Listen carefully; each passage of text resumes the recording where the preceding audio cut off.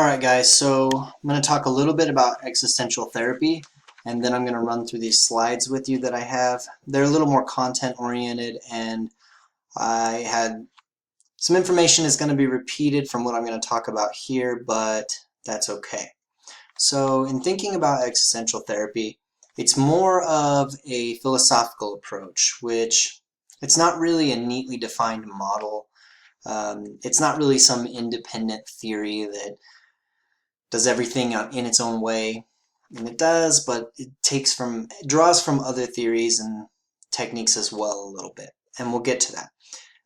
The main thing is it reacts against the tendency to identify therapy with a set of techniques. There's not really a set of techniques for existential. It typically, an existential therapist draws techniques that are appropriate from other treatment modalities. So as far as a view of human nature, I believe that is this slide. Yeah. It's really captured by the notion that we continually recreate ourselves through our projects. So what does that mean? It means humans are in a constant state of transition, emerging, evolving, becoming in response to tensions, contradictions, and conflicts within our lives. And being a person means we're constantly discovering and making sense of our existence. Answering questions like, who am I? What can I know? What ought I to do? Where am I going? What can I hope for? These are some of those existential questions that everybody faces at some point. Yalom called these givens. Yalom named 4 givens that everybody has to confront during their existence. Inevitability of death, freedom and its attendant responsibility, existential isolation, and meaninglessness. Sorry, I can't talk very well tonight. Those are the inner conflict, or the confrontation givens that everybody faces that inner conflict tends to stem from, according to Irvin Yalom. Now, what does therapy look like as far as existential? The therapist's function and role is typically to understand the client's subjective worldview and help them come to new understandings and new options to live the way that they want to live more authentically. It's not really recovering from a personal past, it's more about the immediate present. And what this is that the past is really only important as for understanding implications of the past choices and beliefs as a means to shift to the goal of creating a keener insight to oneself. So understanding the self better, looking at choices that you've made. Don't typically dwell in the past, but use it as a tool to promote the gaining of freedom and newfound assertiveness in one's life, to live that more authentic lifestyle. So clients should really take seriously their own subjective worldview. Existential therapists tend to begin with small steps for the clients, gradually working up to confronting ultimate concerns, not just their immediate problems, more these existential crises. So looking at the relationship within existential therapy. So existential therapy really focuses on the prominence of the quality of the person-to-person encounter within the therapeutic atmosphere. Excuse me. That quality of the person-to-person encounter is really seen as the stimulus for positive change. So thinking about your theory briefs, flexibility. This is one of those theories that flexibility is very important.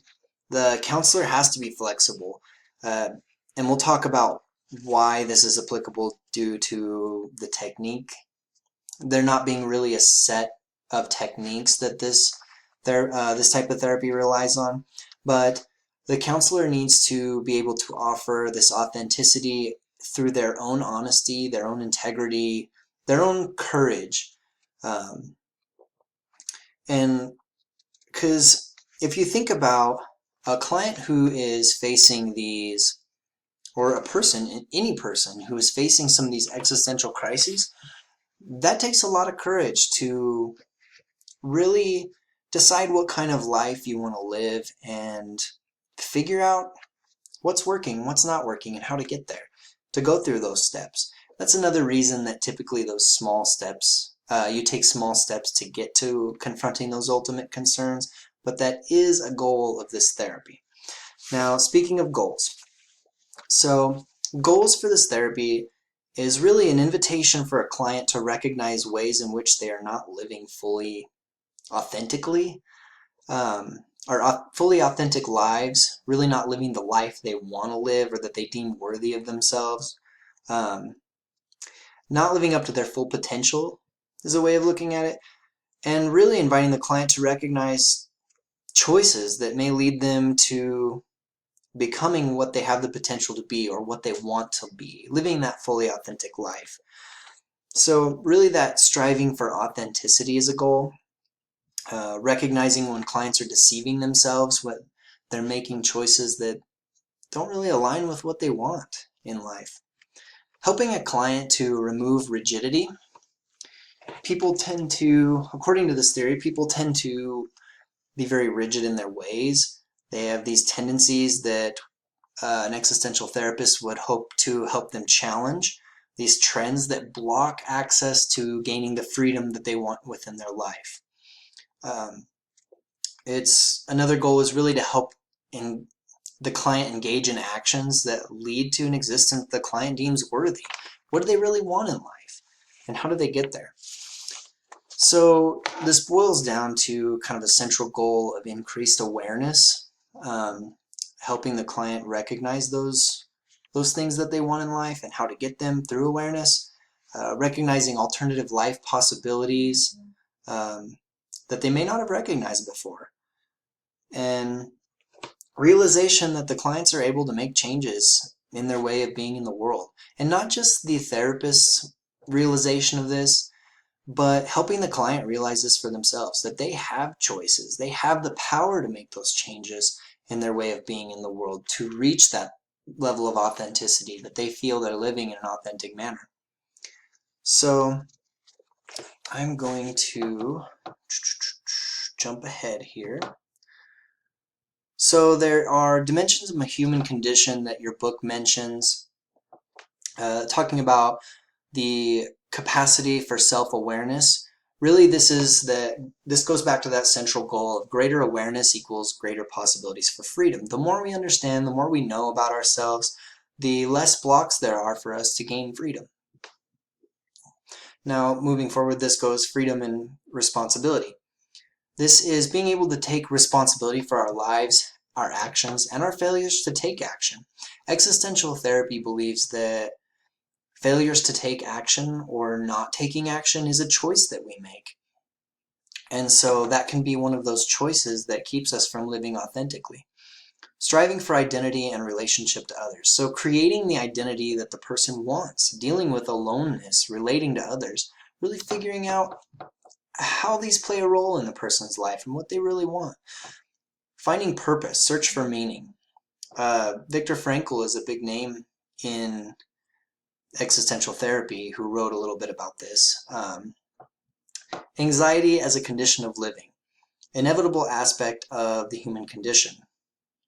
I mean, it kind of goes along with having those inauthentic tendencies, I guess is the best way to put it, or a way to put it. So, and then moving forward to awareness of death and non-being. It's necessary to think about death and be able to accept it and consider it and see what role that plays in order to significantly think about life, because they go hand in hand. So we've talked a little bit about the therapeutic process. I'll run through this slide real quick. The clients want, we hope the clients will explore ways in which they're not living those authentic lives to reach their full potential. What do they really want? How do they get there? There's no escape from freedom, and we're always being held accountable. So being able to come to that realization, being able to hold ourselves accountable and take responsibility for our actions and our choices. Therapists attempt to understand the subjective world of the clients. We talked a little bit about that, and assist the clients in seeing ways that their awareness may be restricted. Their awareness may be restricted. Sorry.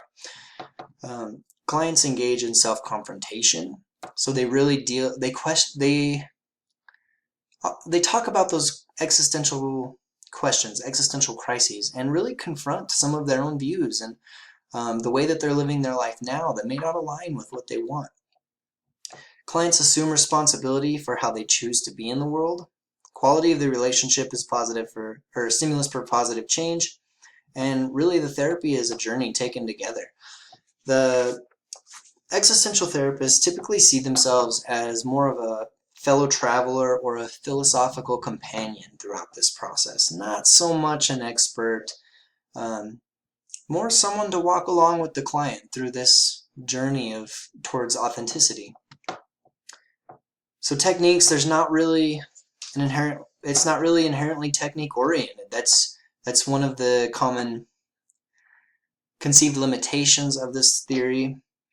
Typically based on, it can be client to client, it could be